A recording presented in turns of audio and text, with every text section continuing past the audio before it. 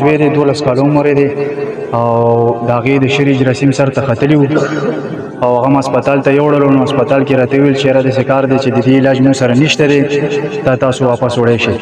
خو بیا یې رانه 2-3 ورځې هفته یې ایثار کړلو بس تش ټرپونه به یې ولخې جوړ نور په بیمارۍ په علاج باندې نه پوهېدله بیا را د چا مفتي صاحب وښولو نو مفتي صاحب ته مې چې راوړلو نو د مفتي صاحب سره زما دا جي شپږم ځل دم دی خو هغې درې ځل چې ما دم وکړلو 4 ځلې نو د هغې مکمل چې کوم دی ما اوس بله ورځ ټېسټ وکړو د هغې د شري جراثیم د ملا نه یو چې اوبه وښکلې مکمل ختم شوي دي جراثیم یې مکمل ختم شوی دی د الله په توفیق سره او د مفتي صاحب په دم سره هغه بلکل شفا هغه الله پاک ورکړې ده خو دلته کې مې وروړم دی اوبه هم ګورئ نو هغه ډېر ښه شوی دی ماشاءالله نو ما له ویل چې یاره بس دا یوسئ نو مفتي صاحب دم سره هغه له ډېره شفا الله پاک ورکړې ده چې کوم یو مریضان وي څه شی وي مفتي صاحب له راشئ مفتي صاحب نه ځان دم کوي ښې دوایان هم دي دم هم ښه ماشاءالله ښه زبردست دم دی الله به ستاسو مریض له توفیق ورکوي مخکې به ځي انشاءالله ښه کېږي به الله به صحت وله ورکوي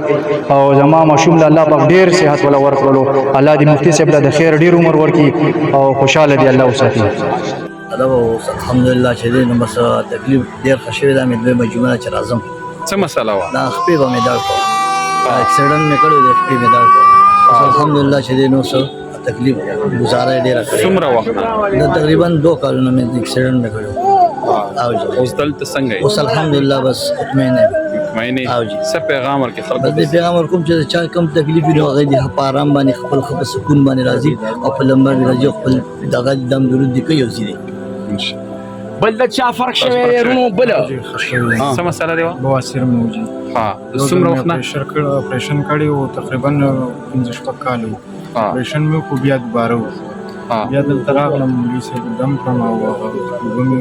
دوایانې راکړو د هغې سره الحمدلله خپل یاران دوستان چې څونه یې ټولو ته مې ویلي ما یې راځئ دا مې وښیدې دا مې خورزه و دوی لکه دا پته پکې وښیي دا پته 400 روډ شالم کل